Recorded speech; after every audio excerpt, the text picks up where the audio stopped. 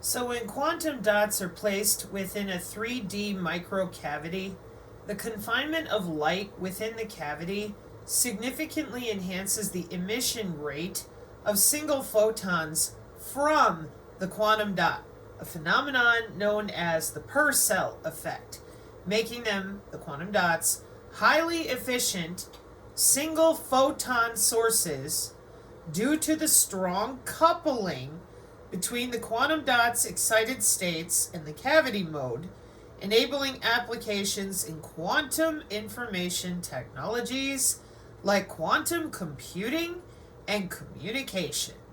Couple things that we need to look up here because you know how I feel about quantum dot. So let's learn a couple new bits of information that might help you understand why I really do not like how badly people have been lied to. Okay, so we are the Purcell effect. The primary effect observed in this system is the Purcell enhancement, where the emission rate of the quantum dot is significantly amplified when placed within the cavity due to the modified local density of optical states. So, over on the X, Sal and Ryan Sikorsky, looking at work from Dr. Jack Krause with the SV40, which they found in biosensors, and that SV40 simian stuff, everybody's all, whoa, that creates turbo cancer. Well, I'll tell you something else, guys, everybody. They have an entire menu system of mucking around with these different types of particulate. Okay? I know you all know that already. Truly. I don't know if other people do because they're very used to, we have a singular focus and then that's the answer and off we go. Okay? My concern, it has not changed.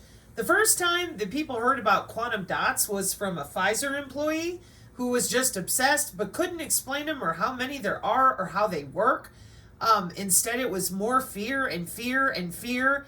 And quantum dots are tunable. They're also not new. Now, I knew this, okay? But there's a couple things I didn't know. So, here we are in physical review journals, okay? Developing the quantum dot single photon sources with excellent performance by coupling asymmetric microcavity. So hopefully you're looking at those two words going, well, what is that? An asymmetric microcavity is a compact structure with an asymmetric geometry that can confine photons for extended periods of time. Suppress noise, polarizations. What is an example of an asymmetric microcavity? What is an example of asymmetry in real life? If the sides are different, that's asymmetry. Reflection of trees in clear water, mountains in a lake. Okay. Pardon my nose. Yeah.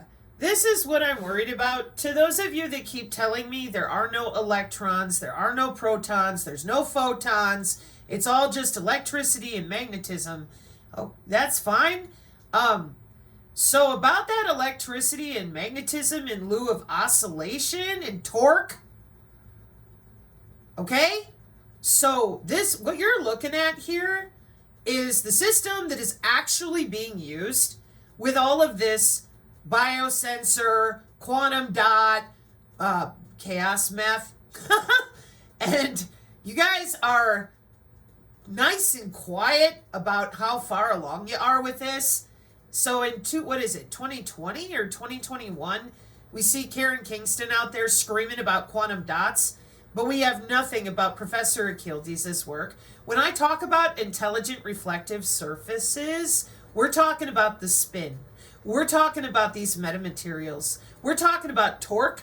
We're talking about toroidal fields. We're talking about the different ways that we are coupling magnetism and electricity and polarization to change the physical cellular orientation, and not just with optogenetics and sound. We got all sorts of things going on with these metamaterials and their metasurfaces they connect to, specialized machine learning networks dielectric metasurfaces. Okay, so here's what I wish to point out. This particular article right here, says it's published in the 21st January 2025. Okay?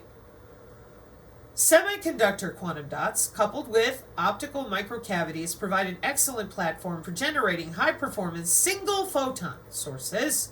However, the current microcavity structures are difficult to solve the trade-off between single photon purity and indistinguishability without additional filtering, due to challenges in suppressing broad photon sideband spectrum and two-photon emission in the practical experiments. To address these issues, we have developed a novel asymmetric microcavity that supports two non-degenerate polarized modes, both resonant with a single quantum dot. Now, these things are under your skin, they're in the biosensors, they're all over the place. For example, this one, I think we're talking about semiconductors versus under the skin. Okay, hang on. But that cavitation achievement of being able to achieve communication works the same way when we get into the atmosphere, which is where I'm headed. Why? Well, integrated quantum circuits. Well, that's inside of a quantum computer, Sabrina. All right, let me try again.